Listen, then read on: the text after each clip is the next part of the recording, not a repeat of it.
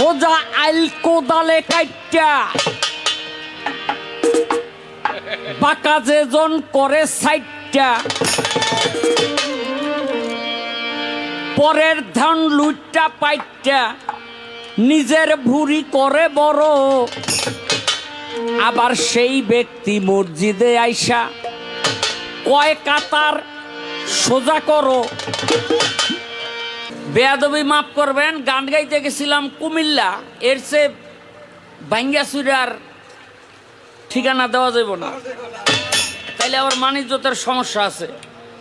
তো এই গানটা যখন লইছি সোজাইল কোদালে কাইটটা তিনজন আইছে দৌড় ফাইরা, এই মিয়া গান বন্ধ করো, তোমারে কে কইছে এই গান গাইতে? আমি কই পালা দিছেন এই লেগেছেন এই গান পালাই পড়িয়া গেছে, আমি কি করুম? দিল গান্ডারে বন্ধ করিয়া। আরেকটাই কয় শালারে নামাই লই আয়, টাকা কয়টা রাইকা এরপর গাড়িতে উঠাই দেই। তো আরেকটা কয় না রে খুব সম্মানী মানুষ, রেডি করন যাব না। তো যাই হোক কোনোরকম রাইতরা কাটাই আইছি, বিশ্বাস করবেন 2 মাসের মধ্যে এই 3টা শেষ। এখন ওই এলাকার মধ্যে একটা এই কথা ভাইসা বেড়ায় যে এটা কি আল্লাহর ওলির দরবারে বেয়াদবি করার জন্য এই 3 বেয়াদবের এই অবস্থা, না শাহ আলম সরকারের কাছে বেয়াদবি করার জন্য এই 3 বেয়াদবের এই অবস্থা?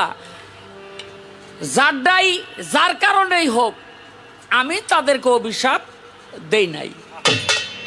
হ্যাঁ, একেবারে কসম আল্লাহর, আমি তাদেরকে অভিশাপ করি নাই, কিন্তু কাকতালীয়ভাবে এই 3টা বেয়াদবি আজকে মাটির তলে। আল্লাহ পাক তাদেরকে ক্ষমা করে দেয়, আল্লাহ পাক তাদেরকে ক্ষমা করে দেয়। আমার কোনো অভিযোগ নাই, আল্লাহ যেন, আমার অভিযোগ থাকলে আল্লাহ যেন তাদেরকে মাফ করে দেয়। আমি আমার অভিযোগ থাকলে উঠাই নিলাম। কিন্তু দেখেন একটা গানে যে কোনোভাবেই হোক 3টা মানুষ নাই, এই জন্য এই গানটা গাইতে ভয় পাই, গাই না। আবার কোন জায়গায় কে মরিয়া থাকবো।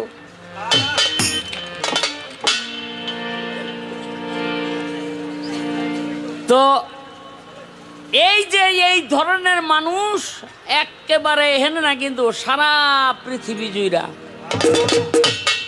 37,000 মানুষ মাইরে হালাইল গাজার মধ্যে ইসরায়েল। সারা পৃথিবীর ইহুদি বেদিনরা একটা শব্দ করলো না যখন ইরান কয়টা বোমা ছাড়ছে, আর এরা বলতেছে ঠিক হচ্ছে না, ঠিক হচ্ছে না, এটা ঠিক হচ্ছে না। তো এতদিন কষ্টাই কেন? কি এতদিন কষ্টাই কেন? হ্যাঁ, এতদিন কয় নাই। তো এখন আমাদের অবস্থা হইল এগুলো সব হইল আপনার কিয়ামতের আলামত। আর এটি করাইকে শয়তান, এগুলি কিন্তু সাক্ষাৎ শয়তান করায়। কোরআন এবং হাদিস দিয়া তার একেবারে প্রমাণ আমি দিতে পারবো।